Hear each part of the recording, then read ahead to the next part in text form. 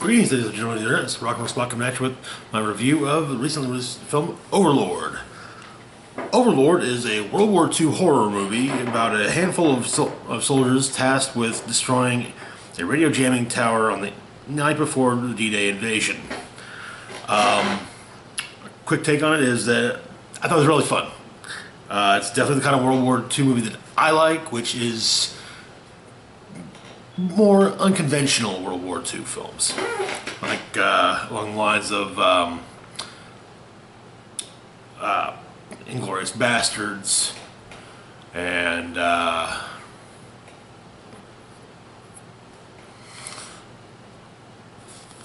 actually trying to think of other ones that fall in the same category, but anyways, whatever. Basically like Inglourious Bastards. So, overview of the cast. We've got Jovan Adepo as Private Ed Boyce, young, recently recruited soldier from Louisiana. He's been in the Army for about 3 weeks. Wyatt Russell as Corporal Ford, recently transferred to the 101st from Italy, demolition specialist. Early on in the film, rumors pop up as to why he was transferred to the 101st, though nothing is ever made concrete, except for the fact that he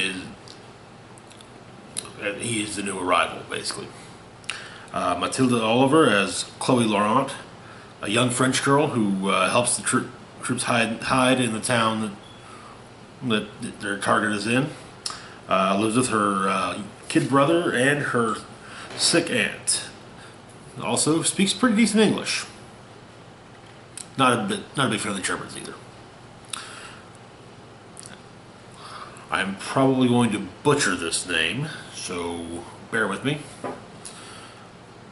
Palu Asbeck as Waffner, local SS commander. I really shouldn't have to say this, but douchebag. Big time douchebag. John Magaro as Tibbet, loudmouth member of the 101st. Plays cards, chews gum, something of a sharpshooter. Not a fan of baseball. Does like pool though. Ian Castecker as Chase, comic photographer. Expected to get some frontline action shots. Jacob Anderson as Dawson, member of the 101st, who's writing a book about what happens, between boot and all the way to the front line and beyond. Kind of what civilians don't know about being in the military. Dominic Applewhite as Rosenfeld, a Jewish member of the 101st. Friend of the Boyce. That's pretty much it. Bokeem Woodbine as Sergeant Renson, squad leader in the 101st. Trusts Ford with the command of his men as much as he trusts himself. Thinks that as nasty as the Germans are, to beat them one might have to get as nasty. Alright, so spoiler-free breakdown. Movie starts off the night before D-Day. The 101st Airborne is on its way to an advanced mission to take out a radio jamming tower that's based out of a church in a small French town. Of course, the plane in question is shot down, as shown in the trailers, with only a handful surviving the crash. The survivors meet up at the rally point, make their way to the town. Along the way, they encounter a young French woman, Chloe, who eventually takes them to her home, where they go over where the survivors go over their supplies they have before some of them are sent back to the rally point to wait for any other potential survivors. After a little while, Waffner pays Chloe a visit, leading to Boyce and Ford taking him prisoner and Ford interrogating him. During the interrogation, Ford sends Boyce to join the others at the rally point. Though along the way, Boyce gets a little turned around and ends up inadvertently infiltrating the church and discovering just what is going on inside, and even taking a sample of what the Nazi scientists are working with. As Boyce returns to Chloe's, as Ford makes plans to assault the church by using Waffner's distraction.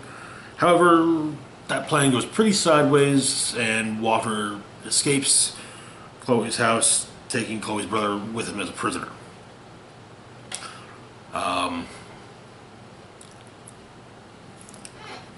They also get an opportunity to see what the serum Boyce brought with him is capable of doing.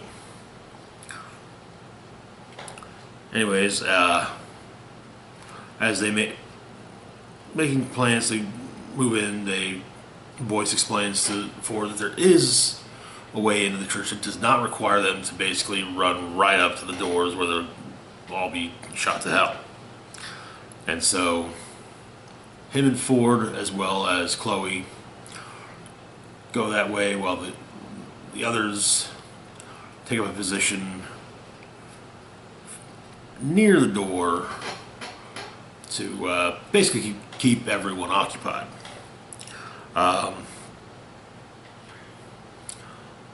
Chloe splits off from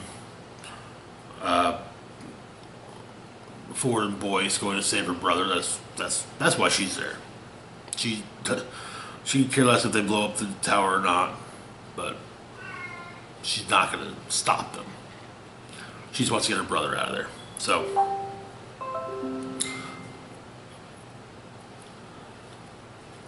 she gets onto that and runs into some of the results of the experiments being done in the lab. And however, she does manage to get her and her brother out. While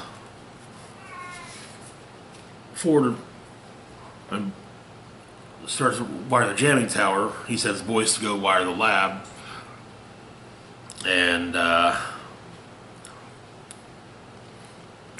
while he's working on it, after having a brief run-in with Chloe, Waffner slips by and goes after Ford. The two of them have a bit of a tussle, and he drags Ford down to the lab, and then beats the hell out of Boyce. During the fight between Waffner and Boyce, Ford manages to free himself and basically leads a second or third round, depending how you look at it, between him and Waffner.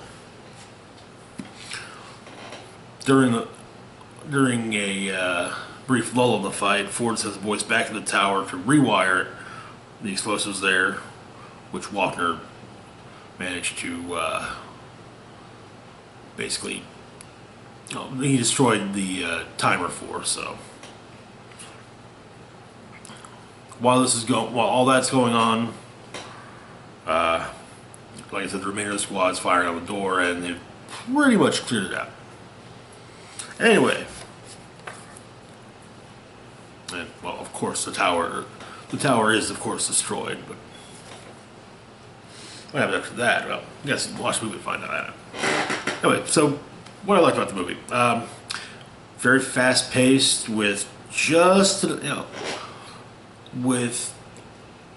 right amount of lulls in the pacing at just the right time, so you basically catch your breath, and process what you just watched, basically.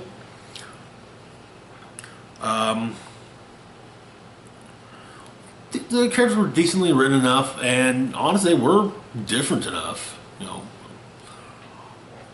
But more on that later. Very cool production design, especially the opening, which is very reminiscent of old World War II movies. As I mentioned, it's not a conventional World War II movie, which is, for me, definitely a plus. And some very well shot combat scenes where you're able to tell what's going on, at least concerning the characters that we're supposed to care about. The bad. Like I said, though the characters were decently written, they're not, they're fairly two-dimensional. I mean, it's just like, it's like when I went through who's who and just kind of, okay, here's this, here's this, here's this. There's not that much.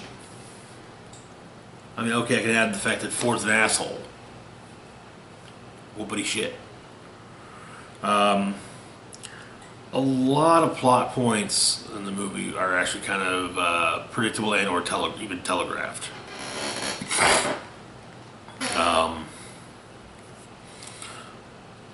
It's not so far as, oh yeah, this is the guy saying, oh, here's a picture of my sweetheart, and then getting shot. Nothing like that, but still, it's pretty obvious when you can pretty much tell fairly early on who's going to make it, at least for the majority of the movie. Anyway, so overall opinion, definitely a movie I do not regret watching. Very fun as well as very violent and gory. So, not for the faint of heart, I would say. If you like, B movies, B movies in the horror genre, this is right up your alley. If you like World War II movies, I give it 50-50 as to whether or not you dig it. Depends on how accurate you like your World War II movies. Like definitive accuracy, the kind of stuff that we know happened. I'd say overall, I'd give this I give it a 4 out of 5. Honestly, much fun as I had. I mean, I would probably even consider going to see this again, just because I didn't enjoy it that much. Anyway, that's all I got for today. Tomorrow we'll be doing building the team, and I don't know. I'm going to see what some additional videos. Anywho, as always, feel free to like, share, and subscribe. Links to my Facebook, Twitter, and Patreon are in the description box down below. Hit the bell icon, which is somewhere in this general vicinity. That way you can be notified when I put up new content. And this is Rock and Roll Spock signing off, saying live long and rock hard.